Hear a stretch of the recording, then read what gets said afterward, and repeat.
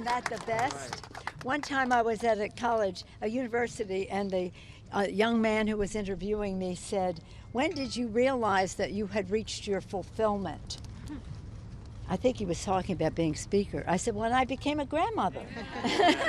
He didn't quite understand it, but he will one day. Congratulations, Mr. McEachin, and thank you for your kind words. And thank you, all of you, for coming together. Diane, thank you for your tremendous leadership. And it's an honor to be here with so many leaders from faith. I can quote many things that many of them said. I'll just do one in just a moment. It's fun. It's interesting that Mr. McEachin ended on the note of children and the next generation, because that's what this is all about. Yes. When people ask me what are the three most important issues facing the Congress, I always say the same thing: our children, our children, our children.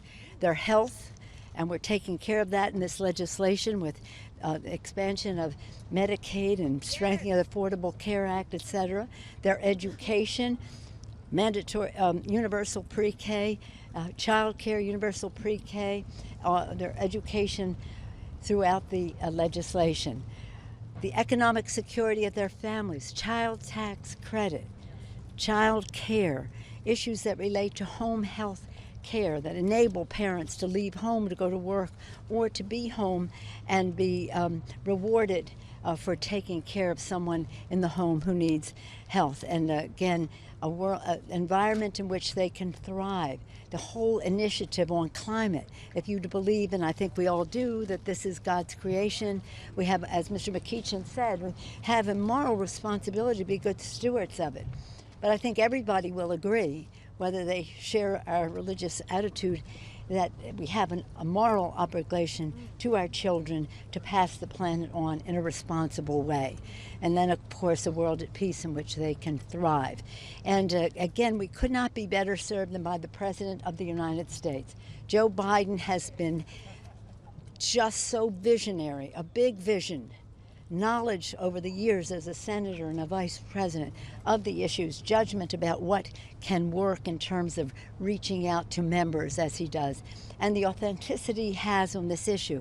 When I say, well, how come we can't do this? I said, you don't have to tell me that. I wrote this bill. I campaigned on this bill. I want to pass it in as much a form, as big a form as I possibly can. Not this past Sunday, but the Sunday before the sermon, the gospel was about the children, the Catholic Church, about the children. And it talked about the Pharisees, hypocrites that they were, the Pharisees in long robes, saying that children of divorced parents and all the rest were not as worthy as other children. And that's when Christ said, "Suffer little children and come unto me." All children in our country are about our country's future, and we want to make sure that all children have the opportunity that they deserve. They're all blessings containing their spark of divinity. Now, Galen, one time he came and spoke, Galen Carey from the Evangelicals, one time he came and spoke to us when we were having a hearing on immigration. And he said, because I want to talk about immigrant children too, because these are some that need to be taken care of.